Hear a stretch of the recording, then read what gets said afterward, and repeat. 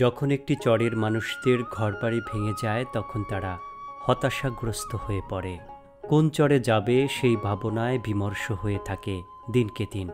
হঠাৎ একদিন তারা নতুন চরের সন্ধান পায়। আজকের এই লতিফপুর চরের মানুষের দুঃখ দুর্দশা আর শত হতাশার মাঝেও তাদের বেঁচে থাকার স্বপ্নটাই আপনাদের সামনে তুলে ধরার চেষ্টা করব। এই লতিফপুর চরে মানিকগঞ্জ, ফরিদপুর আর পাবনার অসংখ্য নদী ভাঙনের শিকার পরিবার, যারা নিজেদের ভিটেমাটি হারিয়ে পথে বসেছিল, তারাই এসে আজ এই লতিফপুর চরে নতুন করে বসতি স্থাপন করেছে। চোখে লেগে আছে ভাঙনের বেদনা, কিন্তু বুকের ভেতরে লুকিয়ে আছে এক অদম্য সাহস। কারণ তারা জানে, নদী যদি কেড়ে নেয় পুরনো সংসার, তবে চর আবার নতুন করে শুরু করার হাতছানি দিয়ে ডাকে।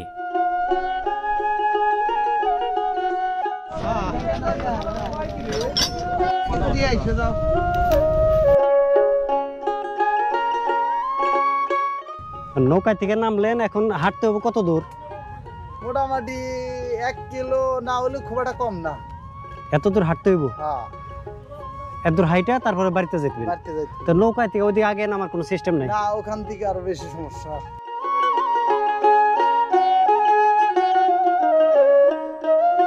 এটা আমার বাড়ি কার বাড়ি? জামাই বাড়ি। মেয়ে বিয়ে দিচ্ছেন? চরে বিয়ে দিচ্ছেন? হ্যাঁ, আপনার বাড়ি তো চরে? আমার বাড়ি শহরের দ্বারা লাগে, ওটা আগে শহর ছিল, আমি একটু টাটি। তাহলে চরের মানুষ চরে বিয়ে দিতে হবে নাকি? হ্যাঁ, এই বাড়িটা এই কাকার মেয়ের বাড়ি। তিনি আসছেন তার মেয়ের বাড়ি বেড়াতে এই চরের মাঝে। তার বাড়িও একসময় চরের মধ্যেই ছিল, কিন্তু বর্তমানে সেই চরটি আস্তে আস্তে পুরান এলাকায় রূপ নিয়েছে। এই যে আমি যেই গাছের নিচ দিয়ে যাচ্ছি, দেখেন প্রিয় বন্ধুরা, কত সুন্দর সবজি ক্ষেত করেছে, কত সুন্দর সবজি ধরেছে। চলাফেরা খুব সমস্যা, চলাফেরা আসলে খুব সমস্যা আমাদের। সমস্যা, বাইরের কোনো অনুদান আসে না। জি জি, বুঝছেন, বাইরের অনুদান খালি এই শহর দিয়ে ঘুরিয়ে বেড়ায়। এই যে লাউদন, এই যে আপনারা যে ফিলে আসবেন, এই ফিলে মনে করেন ইবাদ বিবাদ মনে করেন যে সহজে পারা যায় না। চরে আপনারা থাকতেছেন কত বছর যাবত? এই 1 বছর হয়েছে আমরা আইছি। 1 বছর হয়েছে না? হ্যাঁ, এর আগে কোথায় ছিলেন আপনারা? ছিলাম রাজদর দিয়ে। ওটা কোন ডিস্ট্রিক্টে? পাবনা। পাবনার রাজদৌড় দিয়েছিলেন? হ্যাঁ। ওটা কি চর ছিল না পুরান এলাকা? না, পুরান এলাকা। তো পুরান এলাকা থেকে হঠাৎ চরে কেন আসলেন? চরে আসছে, আমাদের জায়গা জমি নাই, ওই জায়গা অল্প একটু জায়গা, গরু বাছুর পোষা কষ্ট, এই জন্য এই জায়গায় আইছি। মানে পুরান এলাকা থেকে চরে আসলেন এখানে একটু ভালো থাকার জন্য, হ্যাঁ, যাতে একটু জায়গা বাসায় একটু বেশি জায়গা হ্যাঁ, নিয়ে থাকতে পারেন, একটু স্বাচ্ছন্দ্যে থাকতে পারেন, একটু চাষবাস বা হ্যাঁ, এটা সবজি আবার- বুনে হ্যাঁ, একটু গরু বাছুর পাইলে। আর ওখানে তো অল্প একটু জায়গা কিনতে হ্যাঁ। গেলে অনেক টাকা লাগে। অনেক টাকা লাগে, আমরা এত টাকা গরিব মানুষ কোনে পাবো? এনে আইছি, গরু বাছুর পোষা একটু সুবিধা হচ্ছে, এইটাই সুবিধা। এটাই সুবিধা। এই সুবিধার কারণেই পুরান এলাকা ছেড়ে চরে আসছেন। হ্যাঁ, চরে আসছে। তা পুরান এলাকায় আগে থাকতেন, এখন চরে থাকতেছেন, দুইটার মধ্যে ভালো লাগতেছে কোন জায়গায়? ভালো, এখন এওটা ভালো সেওটা ভালো, ওইটা অনেক ভালো ভিতরে পুরান এলাকায় ভালো, আর এলাকার ভিতরে গরু বাছুর নিয়ে হাঁস মুরগি নিয়ে লালন পালন করা এগুলি ভালো। যে বিলে তোর কম ঠেলে গাছে ওঠে না। আচ্ছা, তা যখন কুকুরের দেশে তারা দেয় তখন দৌড় ভরে গাছে ওঠে। তা আমরা পুরেন দেশে যাইনি, চর দেশে থাকি, ওই রকম মানে পারি না পুরেন দেশে কিছু করার জন্য, বাধ্য তখন বা সুখ শান্তি যাই চর দেশি কাটাই, এইটুকু। তার মানে পুরান এলাকায় থাকতে না পাইরা বাধ্য হয়ে এখানে চরে চলে আসছে। আসা লাগছে আমাদের অনেক, মানে ইনকাম কম, হয়তো চলাফেরা টাকা পয়সার দিক শর্ট, কামাই রুজি কম করা নিয়ে হয়তো খেত খোলা গরু পালতেছি, এইটুকু শান্তি।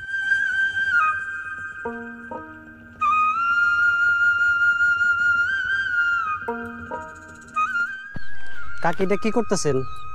কেতা হিয়েতেছি। কেতা সেলাইতেছেন? হ্যাঁ। কি করবেন এই কেতা?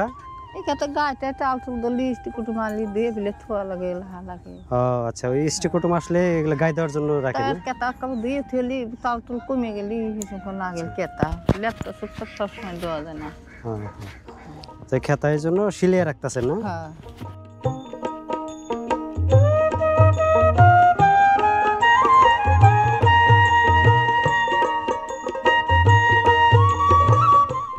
কয়টা ছাগল?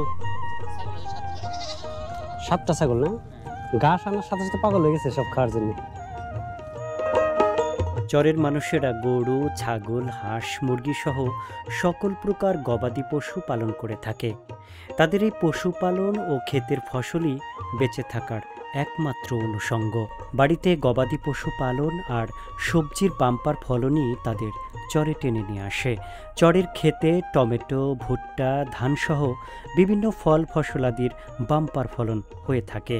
তাই তো চরের এই অর্থনৈতিক সচ্ছলতা তাদেরকে শত কষ্টের মাঝেও সুখের ছোঁয়া দিয়ে যায়।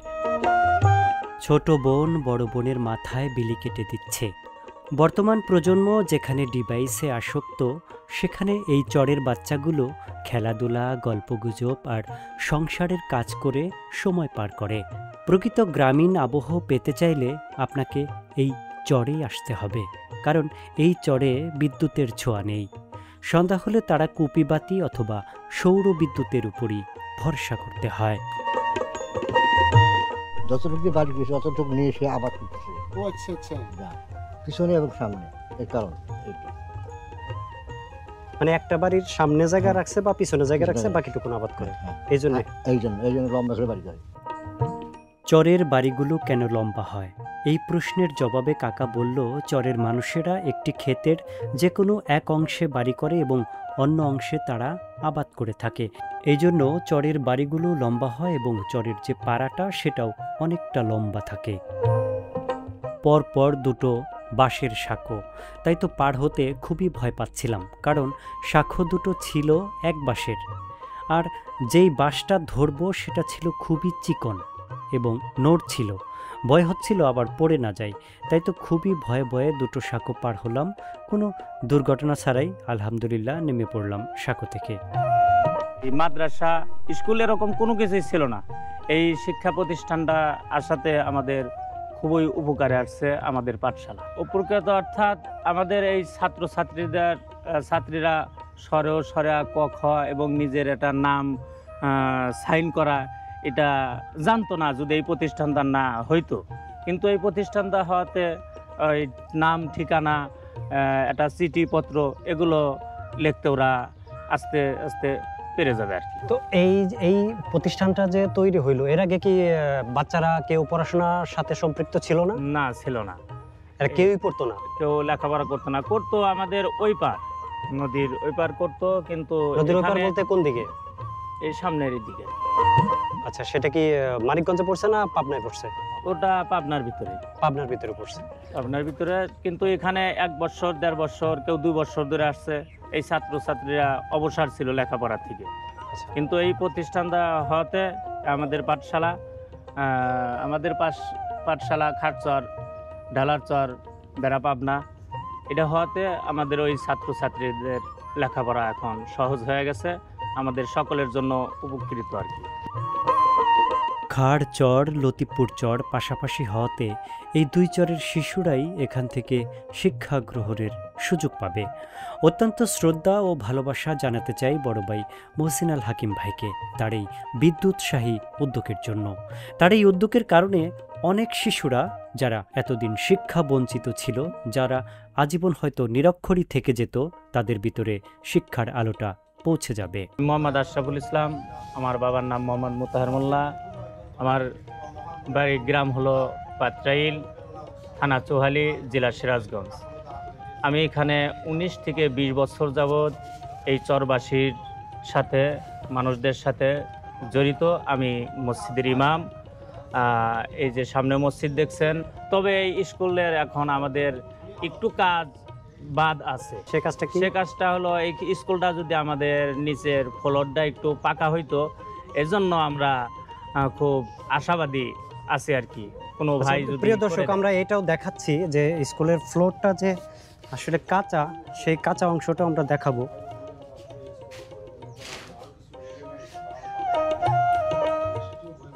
এই যে দেখেন, ফ্লোরটা পুরোটাই কাঁচা। কিন্তু আমাদের এখানে তো সাপ বিচ্ছু এরকম কিছু ঢুকার ভয়াবহ থাকে। এজন্য এই মসজিদ বা স্কুল, এই দুইটা জিনিস যদি কেউ পাকা করে দিত আল্লাহর বান্দা, তাহলে আমরা খুব খুশি হতাম। কারণ এত বড় একটা চরে এই মসজিদ সাথে স্কুল হওয়াতে আমরা খুবই ভাগ্যবান, এবং যিনি দিয়েছেন তিনিও ভাগ্যবান, আল্লাহ হয়তো তার উপর দয়া করেছে বলেই আমাদের সে দিয়েছে। ধন্যবাদ আপনাকে। আমরা চাবো উত্তরোত্তর এগুলোর যাতে আর উন্নতি হয়। আপনি তো এই স্কুলের শিক্ষক হিসাবে কর্মরত আছেন। জি। কতদিন যাবত এখানে কর্মরত আছেন? এখানে আমাদের এই স্কুলটা 2025 আগস্ট থেকে আছে। আপনার কতজন শিক্ষার্থী এখানে আপনার কাছ থেকে শিক্ষা নিয়ে থাকছে? এখানে মোটামুটি প্রতিদিন 60 থেকে 70 জন সর্বমোট শিক্ষার্থী আছে, 80 বা তার উপরে যাবে। কিন্তু এখন বর্ষাকাল, যাতায়াত ব্যবস্থা ভালো না, যার ফলে 50 থেকে 60 এরকম প্রতিনিয়ত আর কি উপস্থিত থাকে। তো এখন আপনি এখানে মানে শিক্ষাদানে কি আপনার কোনো প্রতিবন্ধকতা বা কোনো সমস্যা ফেস করতেছেন? না, ওইরকম কিছু না, তবে আমাদের পরিবেশের অভাব। জি। দুরন্ত ছুটে চলার এই শৈশব কখন যে ফুরিয়ে যাবে ছোট্ট চরের গণ্ডির মাঝে, বুঝতেই পারবে না এই শিশুগুলো।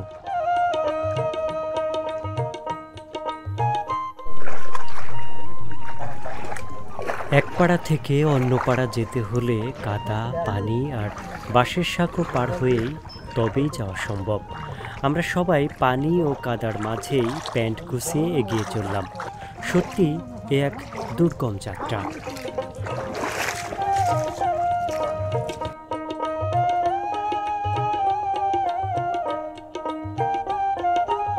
আবার সামনে এলো এমন এক শাখো, যে শাখোর বাঁশটা পানির নিচে ডুবে আছে। আমার কাছে আরও ভয় লাগলো, যদি পানির নিচে থেকে পা পিছলে পড়ে যায়। এখন বর্তমান 50-60 এরকম, কিন্তু পরে আরো বেশি হবে। পানি এখানে তো কোনো স্কুল ছিল না।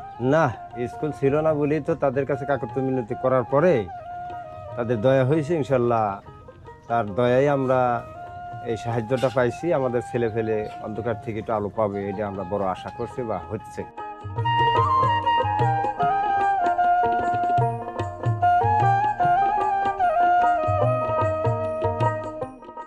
রতন ভাই, কেমন আছেন আপনি? আসসালামু আলাইকুম ভাই। ওয়ালাইকুম আসসালাম। আলহামদুলিল্লাহ আমি ভালো আছি।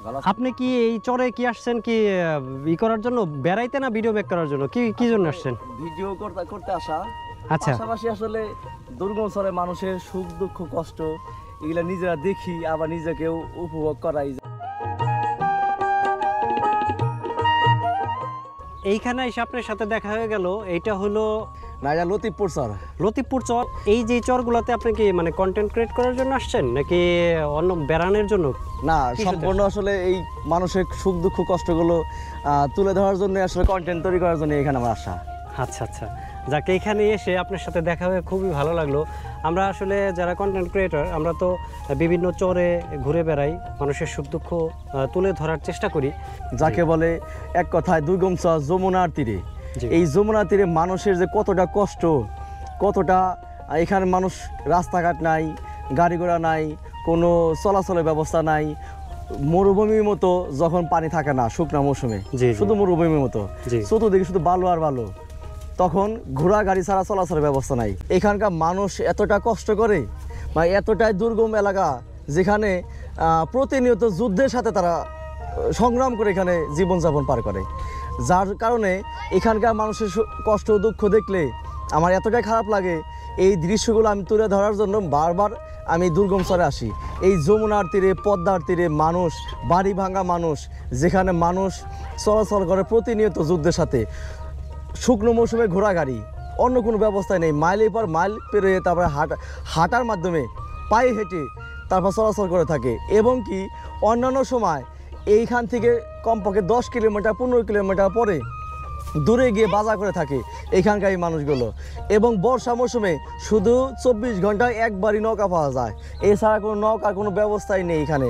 আমি গতকাল আসছি, গতকাল যাইতে পারিনি, এখানেই ছিলাম, এখানে খাবার খাইছি, এখানকার মানুষের সাথে মিশে গেছি, চলাচল করতেছি, এবং আজকে পর্যন্ত আসি এখানকার মানুষের সাথেই। কিন্তু আজকে রিজার্ভ নৌকা নিয়ে আমার যাইতে হবে।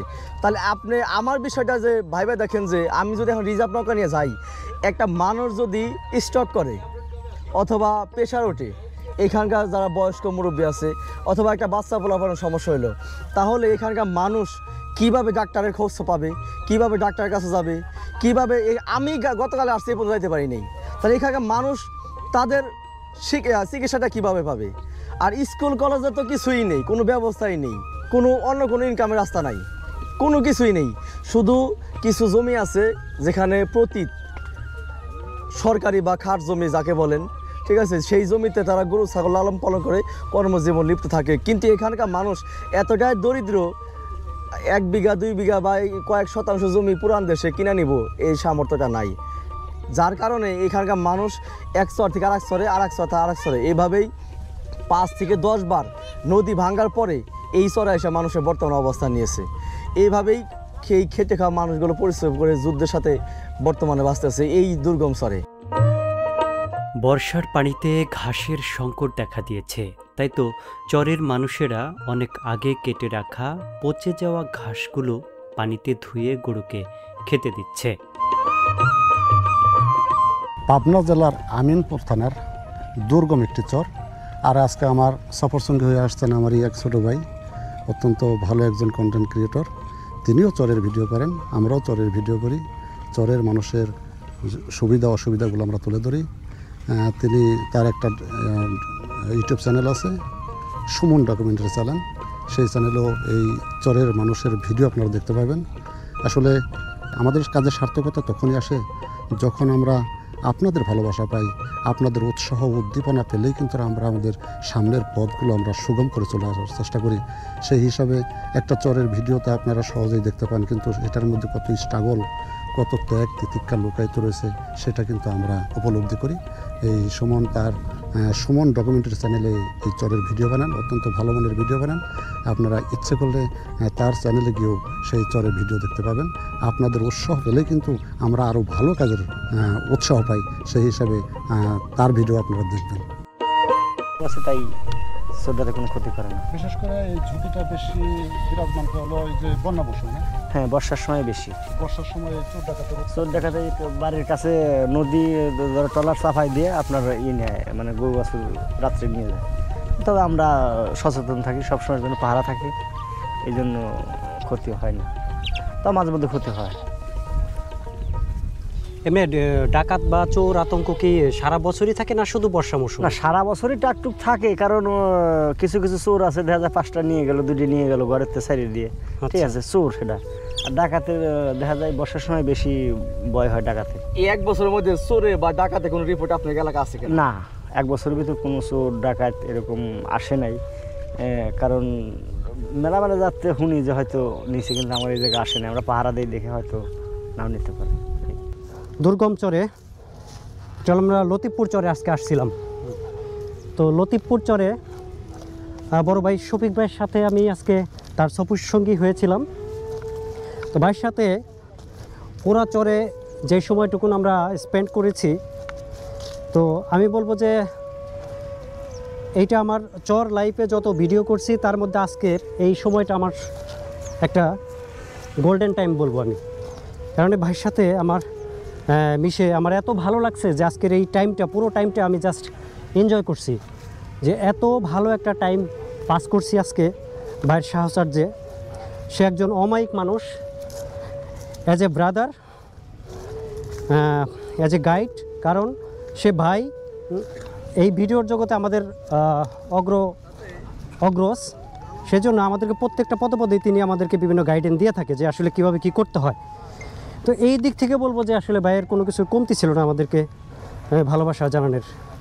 তো এইটা আসলে কি বলবো যে আজকে খুবই সুন্দর কিছু মুহূর্ত কাটলো, খুবই সুন্দর কিছু মুহূর্ত কাটালাম ভাইয়ের সাথে।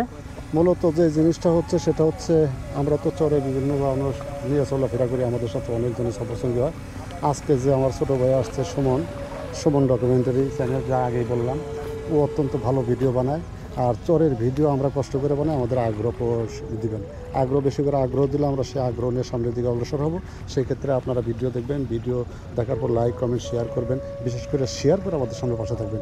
তবেই আর আপনাদের পছন্দ মোতাবেক আমাদের মতামত দেবেন, সেই মোতাবেক অনুযায়ী আমরা আগামী দিনে ভিডিও ধারণ করার চেষ্টা করব। আর সুমন ভাইয়ের ভিডিও সুমনের চ্যানেল, সুমন ডকুমেন্টারি চ্যানেল থেকে দেখার আমন্ত্রণ রইল। অনেক অনেক ধন্যবাদ ভাইকে, অনেক অনেক ধন্যবাদ। সে এমন কিছু গুরুত্বপূর্ণ কথা এইমাত্র বললেন যেটা আসলে আমাদের পথপ্রদর্শক হিসেবে, মানে আমরা এটা ফলো করি সবসময়। ভাইয়ের সফরসঙ্গী হয় মানে নতুন কিছু শেখা। আজকে ভাইয়ের সাথে সারাদিন সময় দিয়ে অনেক কিছু শিখতে পেরেছি, অনেক কিছু জানতে পেরেছি, বুঝতে পেরেছি এবং এই পুরো টাইমটাকে জাস্ট উপভোগ করেছি। আমি এক কথাই বলছি যে আজকে আমার এই সময়টা একটা গোল্ডেন টাইম হিসাবে আমি এটা ট্রিট করতেছি।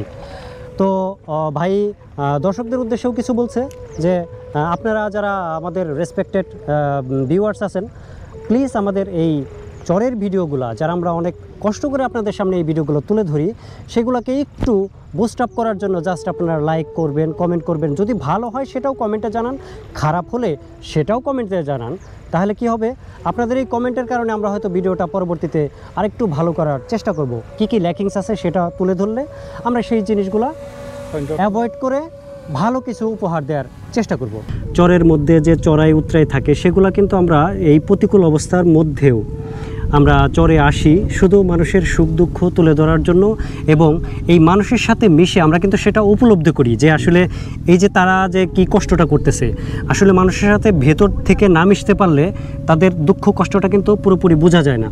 আমরা যারা চরের ভিডিও করি তারা মূলত চরে এসে চরের মানুষের সাথে একদম মিশে যাওয়ার চেষ্টা করি, তাদের হয়ে, তাদের প্রতিনিধি না, একদম তাদের একজন হয়ে আমরা এখানে মিশে গিয়ে তাদের দুঃখ কষ্ট তুলে ধরার চেষ্টা করি। এবং অনেকে আমাদেরকে হয়তো ভাবেও যে আমরা মনে হয় চরেরই একজন, মানে ভিডিও দেখতে দেখতে এরকমই অনেকে ভাবে যে আপনার বাড়ি কি কোনো চরে, যে না ভাই চরে না, কিন্তু আমরা আসলে চরের মানুষেরই একজন হয়ে গেছি। চরের মানুষের সাথে থাকতে থাকতে মিশতে মিশতে তাদেরই একজন। আপনারা যারা দর্শক আছেন তারা আসলে একটু মানে ভেবে দেখবেন যে আমরা আসলে স্ট্রাগল করে এই চরের ভিডিওগুলো আপনাদের সামনে উপহার দেওয়ার চেষ্টা করি।